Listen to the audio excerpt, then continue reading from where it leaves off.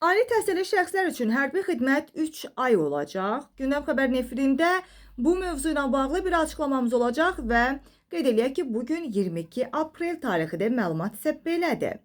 Ali təhsilli şəxslər üçün hərbi xidmət müddətinin azaldılması ilə bağlı müzakirələr aktuallaşıb və bu məsələ həm cəmiyyətdə, həm də ekspertlər arasında fərqli yanaşmalar doğurur. Əsas sual isə ondan ibarətdir ki, belə bir modelin tətbiqi nə dərəcədə realdır və bu dəyişiklik ordunun hazırlıq səviyyəsinə, necə də kadr təminatına necə təsir göstərə bilər?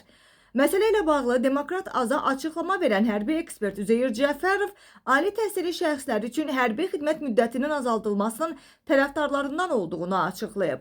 Hesab edirəm ki, bu kateqoriyaya daxil olan şəxslər hərbi xidmətə başladıqdan sonra bir il ərzində öz ixtisaslarına dair bilik və vərdişlərin bir qismini itirə bilirlər və bu da arzu olunan hal hesab olunmur. Ali təhsilli şəxslər və digər hərbi qulluqçular kimi onlara həvalə olunan vəzifələri yerinə yetirirlər. Buna görə də burada imtiyaz və ya xüsusi güzəşt məsələsindən daha çox sistemin effektivliyi müzakirə olunmalıdır. Mənim fikrimcə bu müddət azaldılmalıdır. Hətta xidmət müddətinin 1 il deyil, daha qısa 9 ay, 6 ay, hətta bəzi hallarda 3 ay olması da mümkündür. Çünki Azərbaycanda çağırış potensialı kifayət qədər yüksəkdir və ümumilikdə peşəkar ordu modelinə keçid istiqamətində addımların sürətləndirilməsi vacibdir. Bu yanaşmanı onunla əsaslandırıram ki, hər bir xalqın gücü onun savadlı kadrları ilə ölçülür. Azərbaycanda da elmi və təhsilə yönəlmiş kifayət qədər gənc var. Lakin uzun müddətli hərbi xidmət bəzi hallarda onların peşəkar inkişafına fasilə və motivasiyasının azalmasına səbəb ola bilər ki, bu da xidmət müddətinin azaldılması onun üçün daha məqsədə uyğun kimi görünür. Ekspert həmçinin bildirir ki, həm ictimaiyyət, həm də rəsmi dairələr hərbi xidmət mövzusunu müzakirə etsələr də, alternativ xidmət məsələsi kifayət qədər gündəmə gətirilmir. Halbuki, bu istiqamətdə qanunvericilik mövcuddur və vaxtilə hazırlanıb. Sadəcə müəyyən tarixi səbəblərə görə tam tətbiq olunmayıb. Bugün həmin alternativ xidmət mexanizminin də tətbiqi və genişləndirilməsi vacibdir.